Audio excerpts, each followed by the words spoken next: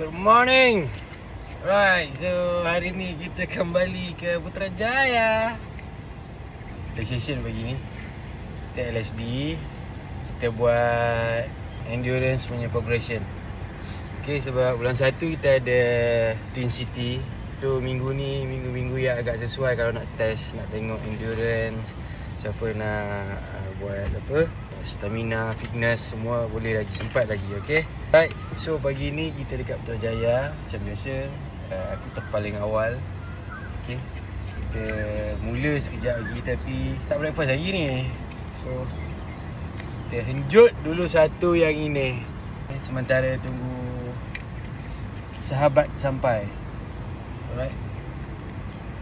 Alright, dah lewat dah ni sebenarnya. Lepas tu dah boleh start lah. Okay, tak breakfast lagi, kita layan dulu lah.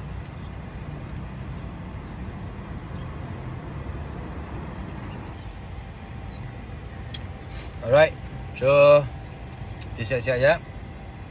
Let's go guys.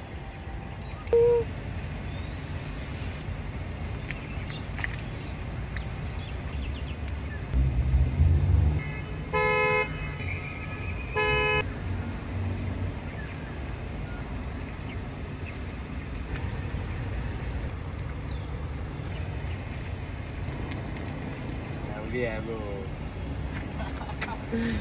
Saya bosan, saya lari bro. So kita tunggu my brother. Lama tak run ni. Siap bro? Good. How are you? Good. So ini semua sebab Twin City punya pasal. So kita kena turun. Let's go.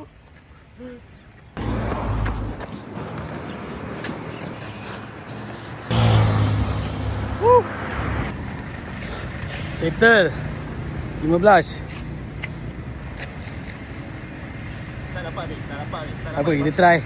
Kita try hari lain. Ada lagi masa? Baru start. Dia lama break. Lepas tu baru pada malam. Lain hari kita cuba lagi. Penat boy. Alright. Woo. Jadi aku boleh rasa angin dalam badan. Okey rekod. Tak apa. Sebab lama stop tu.